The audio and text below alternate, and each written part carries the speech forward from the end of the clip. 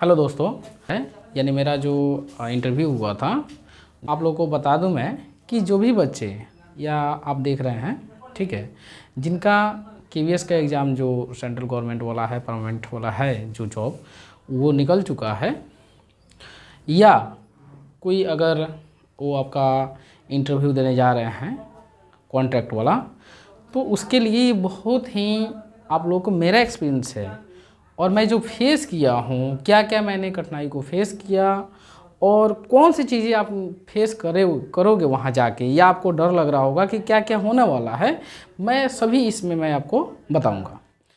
चलिए इसको चालू करते हैं और आप समझिएगा, कोई बड़ा चीज़ नहीं होता है, ठीक है ना। पहले होता है थोड़ा सा अंदर ये रहता है कि मैं कैसे फेस कर पाऊँगा उसको, इंटरव्यू को कैसे फेस कर पाऊँगा, क्योंकि वहाँ पे तो बहुत सारे एक्सपर्ट लोग रहते हैं, ठीक है। जब मेरा इंटरव्यू हुआ था तो मेरा हुआ था आपका बेतिया में। बेतिया में कोई जगह है आपका कुमार बाग, ठीक है ना, तो वहाँ पे मेरा इंटरव्यू हुआ था। मेरा हुआ था टीजीटी के लिए 23 मार्च को और पीआरटी के लिए 24 मार्च को मेरा ये इंटरव्यू हुआ था। मैं दोनों जो टीजीटी और पीआरटी होता है, ये आपका टीजीटी और पीआरटी, इन दोनों में टीजीटी होता है 6 to 8 के लिए और पीआरटी जो होता है 1 to 5 के लिए टीचर होते हैं ये, ठीक है। मैं इंग्लिश से ग्रेजुएशन किया हूँ, मैं इंग्लिश ऑनर्स किया हूँ, तो मेरा जो भी टीजीटी सब्जेक्ट होगा, यानी वहाँ से मेन सब्जेक्ट जो मेरा होगा वो इंग्लिश सब्जेक्ट होगा, ठीक है ना। तो मुझे इंग्लिश के बारे में ही सवाल पूछा गया और मुझे ये डर लग रहा था कि हे भगवान क्या होगा मेरे साथ, कितना ज़्यादा सवाल मुझसे पूछा जाएगा, क्या होगा, जो आपके साथ भी ये होने वाले हैं, ठीक है। तो आप लोगों को बता दूं, निश्चिंत रहिएगा, कोई बड़ा चीज़ नहीं है कि देखिए मेरे जब मैंने जैसे ही एंटर किया और आप जैसे ही एंटर करोगे तो वहाँ पे आपका सबसे फर्स्ट ऑफ ऑल क्या रहेगा कि आपने गेट खोला तो आप वहाँ बोलना है मे आई कम इन। मैम अगर होंगी तो मैम को बोलना है, वहाँ पे देखना है कि मैम आके खोलते ही तो आपको पता चलेगा ना भाई कौन कौन है उसमें। तो मे आई कम इन मैम या मे आई कम इन सर, ठीक है, तो वो ज़रूर बोलेंगे वहाँ पे। उसके बाद में जब वहाँ पे आप जाइएगा, जाते वक्त ही वहाँ पे देखना है कि यहाँ पे बहुत सारे चीज़ में आपके लगभग कहा जाता है कि 5 जो पैनल होते हैं, ये 5 लोग बैठे होते हैं उसमें, इंटरव्यूअर जो होते हैं, ठीक है ना। लेकिन जो इंटरव्यू लेते हैं वो कितने लोग बैठे होते हैं, 5 लोग। लेकिन कहीं कहीं ऐसा होता है कि 4 ही लोग बैठे होते हैं, कहीं 3 ही। मेरे जब हुआ था मेरा सिर्फ 2 ही लोग बैठे थे, एक मैम थी एक सर थे, ठीक है ना। मैंने वहाँ पे गया, जैसे ही मैंने एंटर हुआ तो मैं एक कम इन मैम, तो उन्हें बोला यस आइए, तो मैं वहाँ पे चला गया। उसके बाद में गुड मॉर्निंग जो था, इस सुबह के लगभग 10-11 बज रहे थे, तो मैंने good morning ma'am, good morning sir मैंने कहा। उसके बाद देखिए क्या हुआ कि उन्होंने बोला यस, ऐसे मतलब चेयर के वो इशारा किया, उसके बाद बोलिए। तो वहाँ पे कुछ पूछने की कोई बात ही नहीं। अगर यदि केस में नहीं बोल रहे हैं आपको, आप खड़ा हो रहे हैं, तो वहाँ पे आप बोल सकते हैं कैन आई सिट, तो वो अपने बोलेंगे यस सीट, ठीक है ना, यानी आप बैठ जाओ, ठीक है। आप देखिए मेरे से सवाल पूछा गया क्या कि टेल अबाउट यू, यानी अपने बारे में बोलिए। तो अपने बारे में ये चीज़ें नहीं करना है कि बहुत सारी चीज़ों को बताना है, नहीं, अपने बारे में बोलना है कि मान लेते हैं जैसे कि मेरा नाम है अभिनव शर्मा, माय नेम इज़ अभिनव शर्मा। वहाँ पे बोलना आई बिलोंग टू, ठीक है, मैं बेतिया से बिलोंग करता था तो बेतिया मैंने बताया। चाहे आई हैव कम्प्लीटेड ग्रेजुएशन या ऑनर्स या जो भी है, ठीक है ना, बीएड किए हुए हैं तो बैचलर इन एजुकेशन, या बीए किए हैं बैचलर इन आर्ट्स, ठीक है। टीजीटी के लिए हो या पीआरटी के लिए बोलना है I have completed to intermediate matric जो है आपका, यानी 10th क्लास जो मैंने कंप्लीट किया, ये बताना है आपका साल में, ठीक है। उसके बाद में क्या करना है, आई हैव कम्प्लीटेड, ठीक है, उसमें आप डीएलएड किए होंगे या बीएड किए होंगे, ठीक है। मैंने बताया आई have completed bachelor in education from KUK university Haryana, जो कि आपका क्वेश्चन नंबर 3 में लिखे हुए हैं, ठीक है। उसी तरह मैंने ये भी बताया आई have completed graduation in English nurse from BRABU Muzaffarpur Bihar, ठीक है। तो यहाँ पे देखिए, और मैंने 2 सवाल वहाँ पे मैंने उनको दे दिया और वो हमसे करेंगे, मैंने उनको टारगेट दिया, वो हमसे करेंगे, ठीक है ना। लेकिन सिमिलरली वही चीज़ हुआ कि मेरे से क्वेश्चंस किए, वो बोले कि what is the full form of BRAVU, यानी भीमराव अंबेडकर यूनिवर्सिटी मुजफ्फरपुर में आता है। उसके बाद मेरे से बोले what is the full form of KUK, तो KUK यूनिवर्सिटी का मतलब होता है कुरुक्षेत्र यूनिवर्सिटी कुरुक्षेत्रा, ठीक है। उसके बाद मेरे से नेक्स्ट क्वेश्चंस किया गया कि व्हाट इज इन्फिनेटिव, ज़्यादा क्वेश्चंस नहीं था। अब यहीं पे बता देता हूँ मैं आप लोगों को PRT में क्या क्वेश्चंस किया गया, ठीक है। PRT में मेरे से जैसे मैं इंग्लिश नर्स था तो मेरे से इंग्लिश में ज़्यादा बात नहीं हुई, ठीक है ना। मैं इंग्लिश नर्स था तो मेरे से इंग्लिश में बात होती ना, लेकिन ऐसा नहीं हुआ। मैं जैसे ही PRT के लिए अंडर हुआ, गुड मॉर्निंग सर, मैम तो थी नहीं तो गुड मॉर्निंग सर ही बात हुआ, ठीक है ना। उसके बाद उन्होंने बोला टेक योर सीट, ठीक है। उसके बाद देखिए मेरे से यही पूछा गया, जैसे ही मैं सीट पे यानी अपने चेयर पे बैठना चालू किया, बैठ रहा था, तभी मेरे से क्वेश्चन किया गया कि आप कहाँ से हैं। देखिए मैं इंग्लिश नर्स हूँ, मेरे से इंग्लिश में बात होनी चाहिए, तो मेरे से हिंदी में बात हुआ, कोई दिक्कत नहीं, बहुत अच्छा लगा। आप कहाँ से हैं, आपने इंटरमीडिएट कहाँ से किया है। मैंने बताया मेरा इंटरमीडिएट MJK यानी महारानी जानकी कुंवर महाविद्यालय बेतिया से हुआ है। उसके बाद में उन्होंने बोला कि आप मैट्रिक कहाँ से किए हुए हैं, तो मैट्रिक मेरा नवलपुर हाई स्कूल से हुआ है, इस समय इसका नाम बदल के बाबा कमला दास हो गया है, ठीक है। उसके बाद मेरे से क्वेश्चंस किया गया कि आपने बैचलर डिग्री यानी आप जो ग्रेजुएशंस किए हुए हैं वो कहाँ से किए हुए हैं। देखिए इंटरव्यू है PRT का, लेकिन पूछा जा रहा है TGT का क्वेश्चन, ये बैचलर डिग्री TGT का ही है, कोई दिक्कत नहीं है। आपसे एक सवाल किया जाए, आपके व्यक्तित्व को निखारा जाएगा वहाँ पे कि आपके अंदर में क्या पॉसिबिलिटी है ना। तो मेरे से सवाल किया गया कि आपका बैचलर डिग्री कहाँ से हुआ, मैंने बताया बगहा से हुआ है, बाबा भूतनाथ से, BBN कॉलेज से। उसके बाद बस हिंदी में ही चल रहा है, कोई वैसा नहीं है कि इंग्लिश में ही पूछा जा रहा है, मेरे से कुछ नहीं, मेरे से कोई ये बोला ही नहीं टेल अबाउट यू, ये कुछ नहीं, ठीक है ना।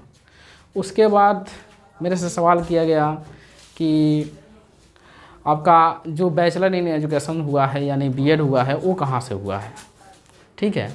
तो मैंने अपना बताया कि KUK यूनिवर्सिटी से हुआ। उसके बाद नेक्स्ट आपका जो क्वेश्चंस मिलेगा या मेरे लिए मिला था, देखिए क्वेश्चंस क्या था उसमें, दिमाग लगाइएगा। I am eating।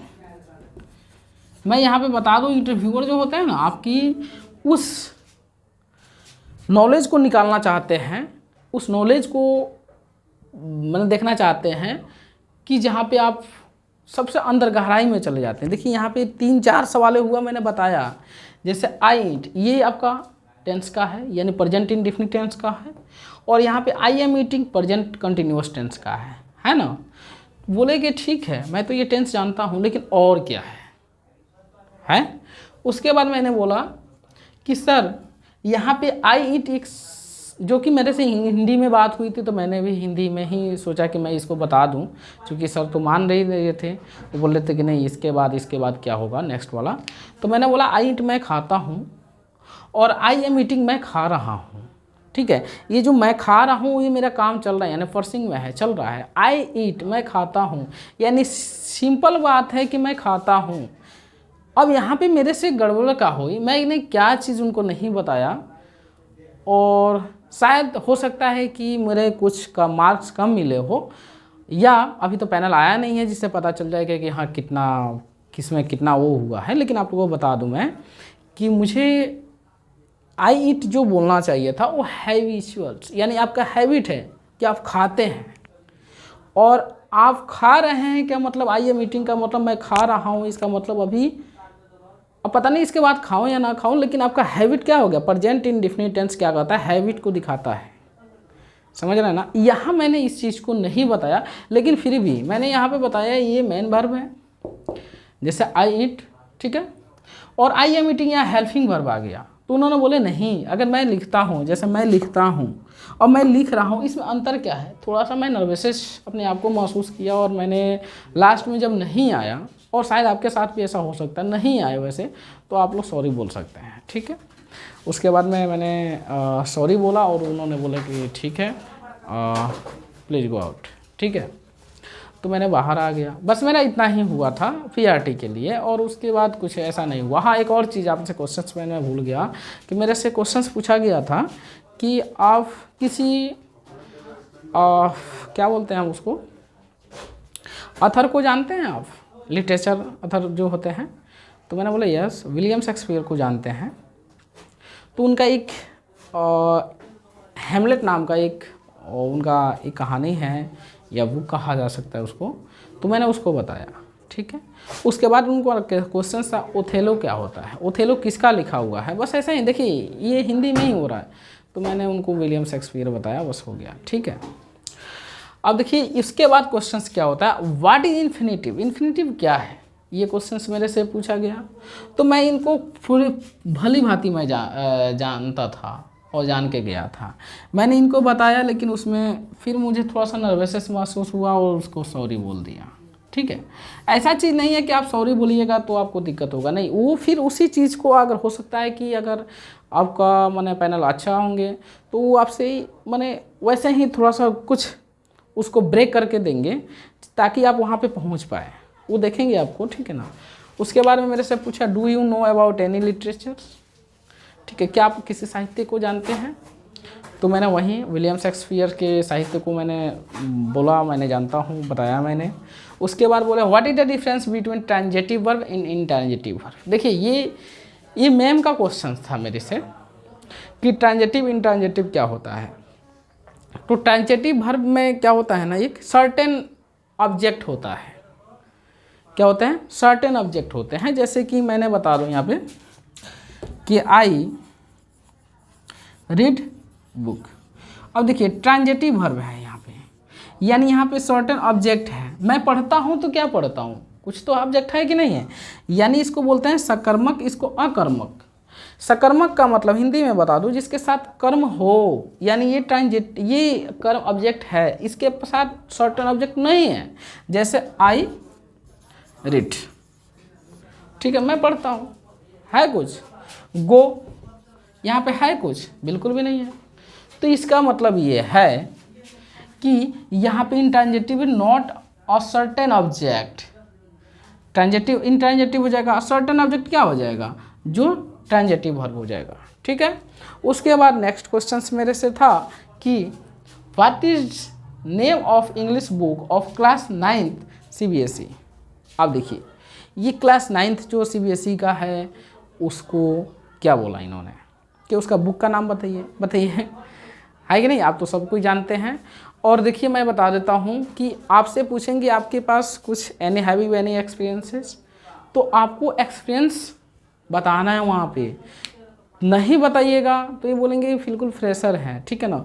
तो ऐसा चीज़ नहीं है कि आपने किसी स्कूल में पढ़ाया है तो ठीक है आपका वहीं एक्सपीरियंस है, नहीं, आप बोलिए वहाँ पे 2 साल का एक्सपीरियंस बताइए या 1 साल का एक्सपीरियंस बताइए, या ये बताइए मैं होम ट्यूशन्स लेता हूँ या मैं ट्यूशन्स पे अपने क्लास 9, 10th या 6, 8, 5 जो भी है उस बच्चे को मैं पढ़ाता हूँ, वो बिहार बोर्ड से हो या आपका क्या बोलते हैं कि CBSE बोर्ड से हो, ठीक है। उसके बाद देखिए सभी का एक दिक्कत ये होता है, मेन चीज़ ये है कि भाई ड्रेस कैसे होना चाहिए, है ना। तो ड्रेस आपका बाबू मैं बता दूं, ड्रेस जो भी पहनिएगा वो फॉर्मल होना चाहिए। फॉर्मल का मतलब होता है कि कहीं पे रंगीन टाइप नहीं हो, ठीक है। जैसे कि ये कलर का है उसमें कुछ अलग अलग कलर आ गए, या कुछ ऐसे रेघारी जैसे नहीं होता है कि लाइनिंग आ गया, कुछ बहुत सारे ऐसे होते हैं लाइनिंग, तो ऐसा नहीं होना चाहिए। तो अगर हो सकता है कि टाई लगा लीजिए और बेटर हो जाएगा, ठीक है ना। कोट लीजिए या ना लीजिए कोई दिक्कत नहीं है, ठीक है। तो ये फॉर्मल ड्रेस होना चाहिए, क्योंकि ये फॉर्मल ड्रेस ही आपको ये प्रेजेंट करेगा कि हाँ इसके पास नॉलेज है, बहुत अच्छा है। देखिए मेरा एक्सपीरियंस है। और ये रिज्यूम, देखिए रिज्यूम ले जाएं कि नहीं ले जाएं, तो रिज्यूम ले जाने का मतलब ये है कि आप उसमें अपने हैबिट को लिखे हुए हैं, आप अपने पूरे चीज़ को बताए हैं। लेकिन आपको बता दूं मैं कि आपको एक फॉर्म मिलेगा, फॉर्म जो होता है उस फॉर्म को आपको फिलअप करना है।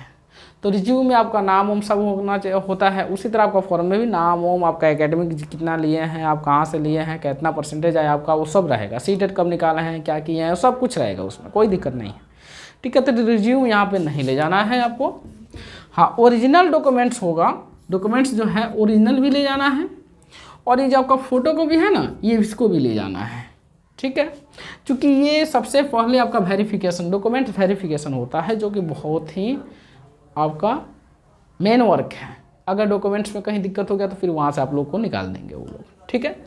उसके बाद देखिए ये हैबिट, हैबिट में मैंने क्या लिखूँ, हैबिट में हम लोग को क्या करना चाहिए, तो हैबिट आप लोगों को बता दूँ, हैबिट में क्या करना चाहिए। हैबिट में अपने आदत को, उस चीज़ को बताना है, आप उसको भली भांति जानते हो, क्योंकि सबसे ज़्यादा क्वेश्चंस आपको यहीं से आता है। तो मेरा हैबिट था लर्निंग एंड टीचिंग, मेरा हैबिट लर्निंग एंड टीचिंग था, ठीक है ना। तो लर्निंग एंड टीचिंग यानी चूँकि मैं पढ़ाता भी हूँ, मेरा एक ये जो चैनल है इस पे देखिएगा बहुत सारी क्लासेज है 10th क्लास का, बिहार बोर्ड का, और मैं इस तरह भी ऑफलाइन भी कोचिंग्स देता हूँ मैं, तो मेरा ये टीचिंग मेरा हैबिट है।